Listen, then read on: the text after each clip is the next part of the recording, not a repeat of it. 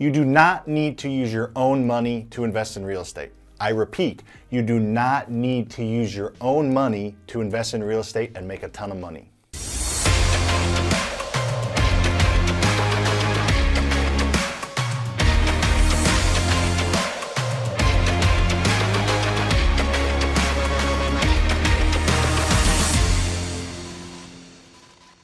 Just a reminder, our year-end giveaway where you're going to have access to me and my entire team for a full day is almost upon us at the end of 2020. So beginning of 2021, we're going to draw a name from one of the comments on our entire channel here. So comment on this video and all our other videos as long as you're watching them, like them, and comment on them. And we're going to pick one of those comments. We're going to give you access to our entire team for a full day to do whatever we can to help you grow your real estate investing career. So I'm doing a 3-part series on how to invest in real estate without using any of your own money. The 3 parts are flipping, rentals, and wholesaling. We're going to talk about flipping in this video. So I remember a couple years ago, well, probably 5 or 6 years ago now, maybe more, watching Flip or Flop. If any of you are interested in real estate and remember that show with Tariq and Christina, they were doing a ton of flips out in California, I believe.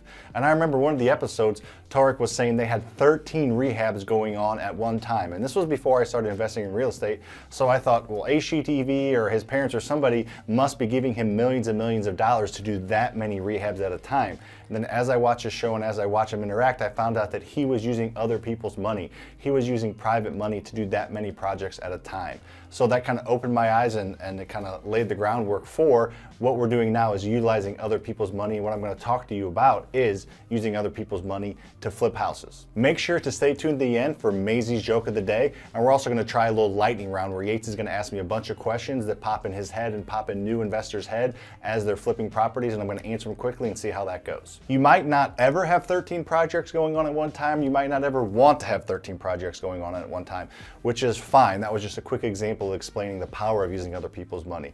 So let's talk about other people's money and let's talk about the basics of flipping houses with other people's money now. Before I move on, make sure to subscribe to this channel. If you get any information out of this video and it interests you at all and you take any nugget away, that's my goal. And make sure to subscribe to show your appreciation, and I'd appreciate a like and a comment as well. Let's start this out. Let's have a conversation. What is OPM, or other people's money?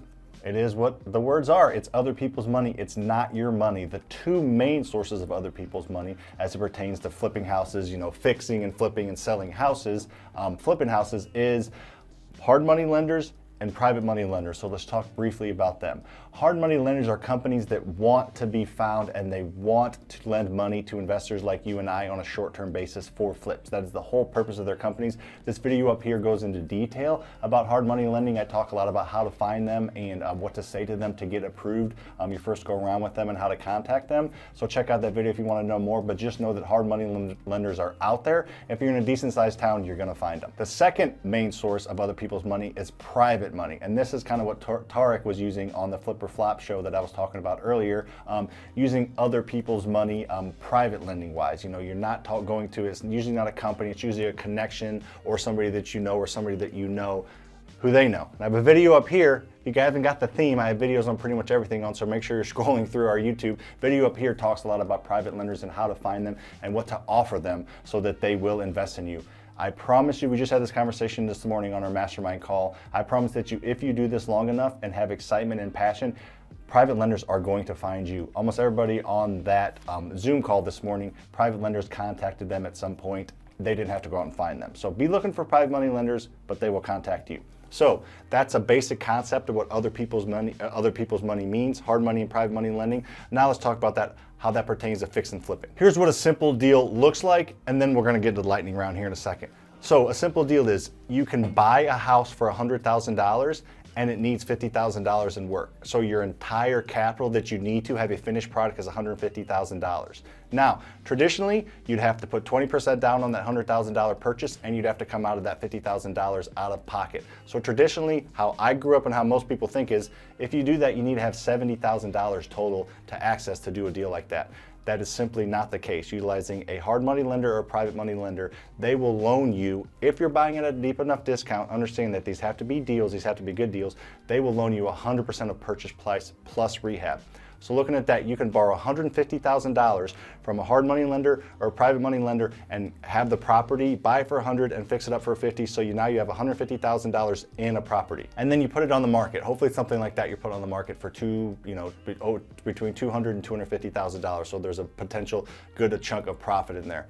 Let's say you sell it for $220,000 and after realtor fees, commissions and everything, you get a check at closing for $200,000. Now remember, you have $150,000 into it, but you got a check for $200,000. You're gonna pay back that hard money lender or that private money lender their principal that they gave you, $150,000 plus interest. We'll get into interest. Maybe that'll be some of the questions Yates asks. We'll get into what interest, but you're going to pay them back their $150,000 plus interest. So just quick math, you're probably going to be paying them $156,000, $157,000 back. And guess what? You get to keep that difference. You get to keep that $43,000 difference.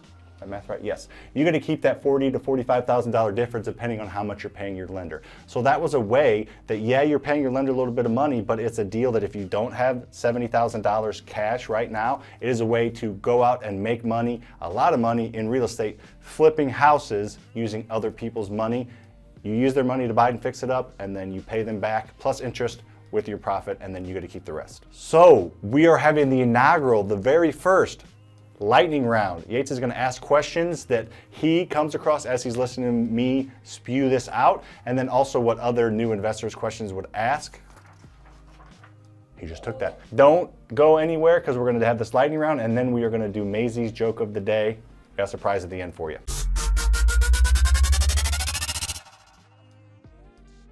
All right, lightning round commence. How do you find good contractors? You find good contractors by what I tell everybody all the time, joining your local real estate investing Facebook groups and your local real estate investing meetups. You'll find good contractors that attend those, and the people that attend those are good investors, and you can talk to them and they will give you their contractors list or help out when they can. What's the best way for a new person to find a deal? Their first deal. Best way for a new person to find the deal is to let everybody know that they're looking to buy houses. Post on your Facebook, post on your Twitter, post on your Instagram, let everybody know that you're looking to buy houses at a discount, and get to know as many real estate investors as you can. There's a ton of different marketing things you can do, but at first, for your first deals, get to know your specific real estate investing network. Let them know you're looking to buy houses, and let your personal network know you're looking to buy houses. If you don't have any contracting experience, how do you know how much a rehab should be? So this is a great question. If you don't have any contract experience, you can barely swing a hammer, how do you know what something's gonna cost? So there's a couple things you can do. One is join those local groups, like I said, and get a mentor in one of those groups that can show you what things cost. They might do it for free because they might see potential in you to buy or sell them houses in the future, or they might charge you a % of profit, but having somebody who's been there before and done it will save you a ton of money. The other way is, as you're getting bids on everything, make sure you get at least 3 bids on everything so you know you're not getting taken advantage of. How do you come up with your offer price? So it's a simple formula you use. It's called the max allowable offer formula. We use it to buy thousands of houses over the past several years. It's ARV times 0.75 minus repairs. Your ARV stands for your after repair values, what the house is worth fixed up, times 0.75 or 75%, which is your profit, minus your repairs. So you know, if you know what something's worth fixed up and you know what it's going to cost to get it up to that market condition, you know what to buy it at, so you have enough money to flip it, wholesale it, or rent it. What would be the typical interest rates that hard money or private money would charge? Yeah, so private money is really, really flexible. It's how your relationship is with that lender, and there's a lot more potential negotiation going on. But an average, it's 8 to 12% annualized, and you usually pay that at the end when you sell the property. You don't have monthly payments.